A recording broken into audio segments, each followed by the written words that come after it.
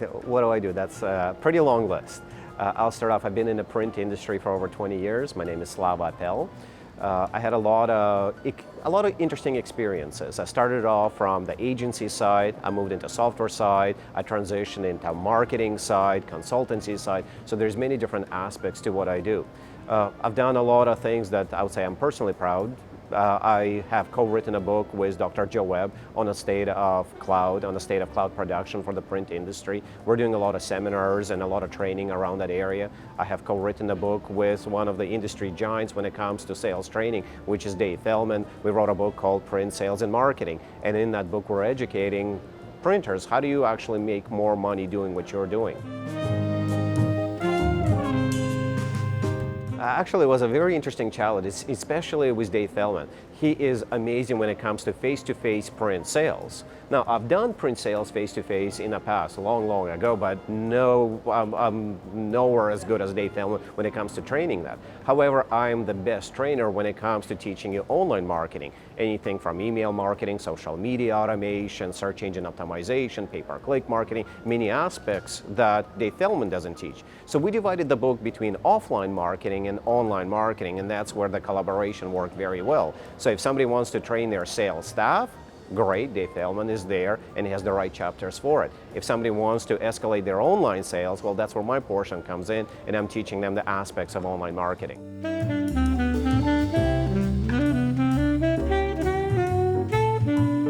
Well, I would say in a rising tide, every ship is rising. So right now, quite a few of the entities that I'm involved with are doing quite well. My software company has been on a growth every single year for the past 5 years.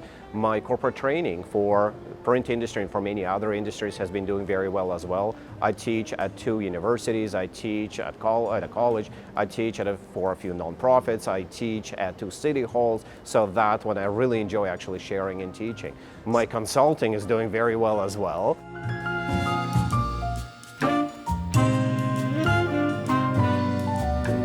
Yes to managing, because everything is related. So when I walk into a business, and I've personally stepped into over 1,000 print shops physically at their location, spend time with them. You never know walking in there what really is stopping them from being very successful. Is it online sales? Is it their sales staff? Is it their website? Is it their knowledge of marketing? So you really don't know what it is. So by being very well-rounded around knowing every piece of equipment that's coming out, and knowing every piece of software that's available to them for automation, understanding every type of marketing, you can actually go in and genuinely help them instead of just trying to sell them something. So considering that my passion is to help them make more money and be more successful, having many different hats, having a lot of knowledge helps. And the true way to know whether you know something or no is actually by teaching it.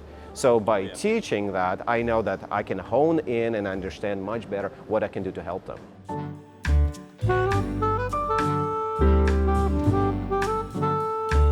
A lot of money will come in once I do for myself as somebody in the industry. That somebody is the industry expert.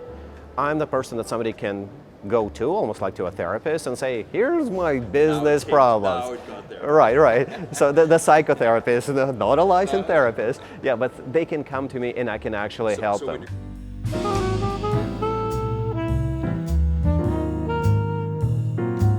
I will probably bring in with me an expert for the mental problems. But after visiting so many shops, I would say one of the years, about 7 or 8 years ago, I spent time in over 60 airports, flying, meeting with printers, understanding.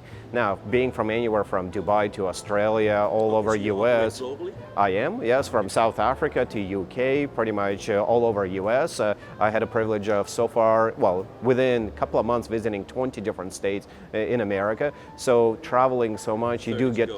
Well, just a few more, yes. I'm sure I can do that. And in doing so, you do see who is successful, who is not, what the secrets are to their success.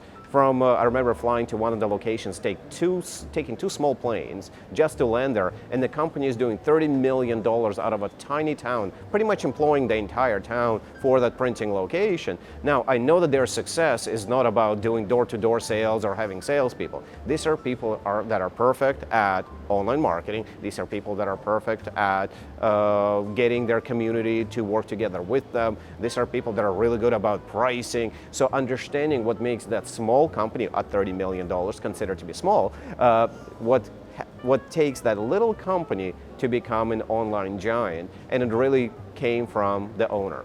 The owner was really, really good about cheering his employees on and doing online marketing.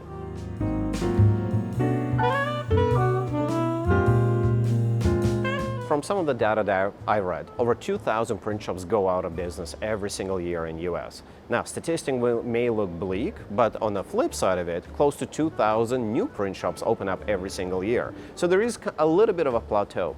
And I'm looking at it almost like a forest. You have the old trees that are dying out, making space for the new trees.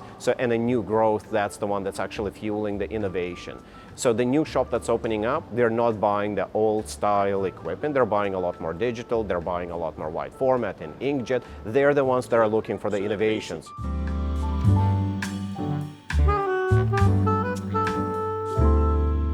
Right, well, you're looking at, I would say, close to half of the thermography business went away. Well, nobody prints that thermographic or raised printed business card anymore. Now, the most popular business card is full color. So why should a business that is refusing to change over their equipment while they're in thermography calling themselves, hey, I'm a raised print business card printer, be still around? So unless they're buying the new equipment and reformatting themselves to be a better fit towards their customer, they are going to die out.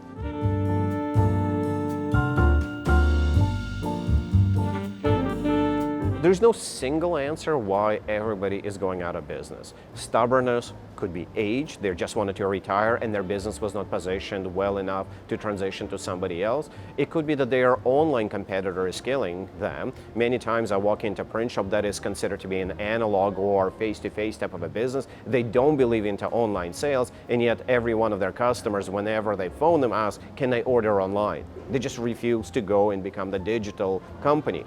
Or historically, they relied on word of mouth type of marketing. They've never hired salespeople. They never even turned on their website. There's a huge number of printers that I'm dealing with that don't even have a functioning website.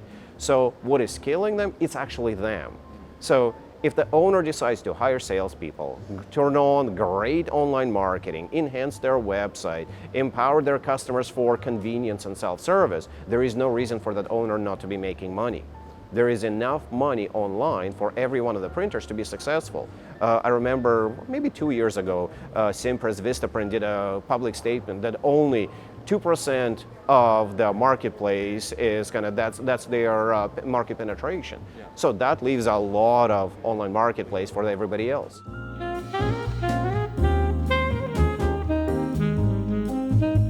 I remember reading the prospectus of Vistaprint going public, and in there they actually identified who their most feared competitor is.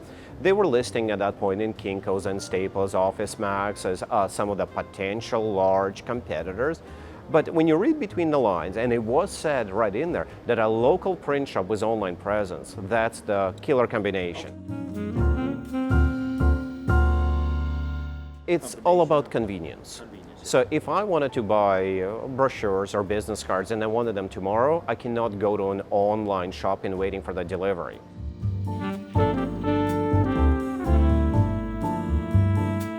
Yes, something that I heard close to 15 years ago from Frank Romano. He said close to 70% of everything that is going to be printed is going to be printed from an online perspective, from a website. So if we were to paraphrase that, and that was many, many years ago, I'm seeing more and more items, everyone walking by the booth, doesn't matter what they're printing, from a door hanger to a brochure to a book to a magazine. There is nothing that I've seen yet that I would say, you know what, we can't order that online.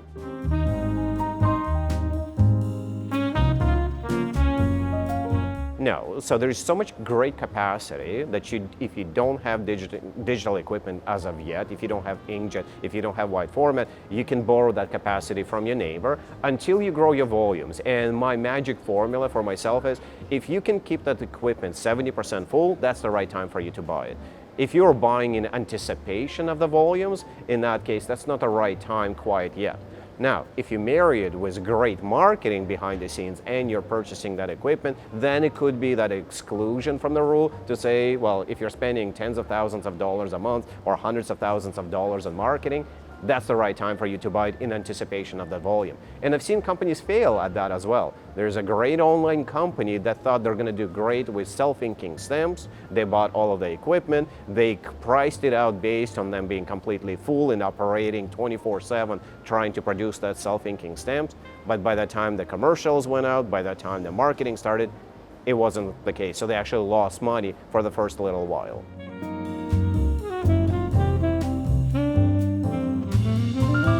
Yes, you can grow the industry like we're seeing today between Scodex and MGI, great new effects. With the great new effects, you can create new products. There are new products that are coming out all the time. For example, I'll use a 5 to 10-year-old example, Sudoku books, where you get to figure out the numbers in the puzzles. Well, that didn't really exist in mass production for a very long time, so that is something that's new that came to the market, and it's eating up papers, it's eating up production. There are many other examples. For example, self-published books. So I would say everyone on this floor, there's a couple of thousand people here, could publish a book. Now, this did not exist 5 years ago. You actually had to sign, you had to be famous already, you had to convince a publisher to invest into you, you had to spend time and money creating tens of thousands of pre-orders ahead of the time. So in the past, you had to be already a personality, you had to be already a known author, or you had to know somebody, you had to have a great story in order for you to be a published author. Today, with self-publishing, anyone can be an author, and there are easy tools for you to produce books in the quantities of one.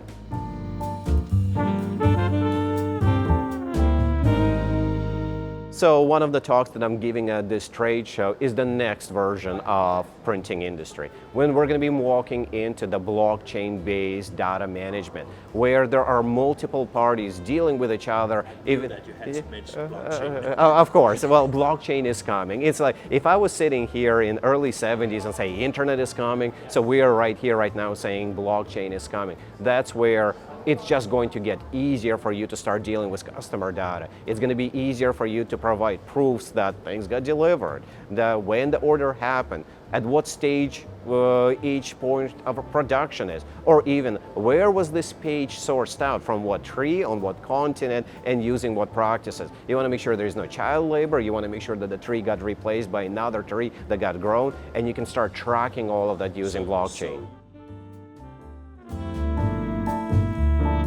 Blockchain technology is actually a stepping stone to the next stage, which would be artificial intelligence, which will be decentralized computing, which is very similar to the cloud technologies. So blockchain is just a stepping stone towards where we're going to be. So it's like us saying internet is coming and email is going to be great. So between blockchain and cryptocurrency, we're still at the stage of email is the killer app for internet.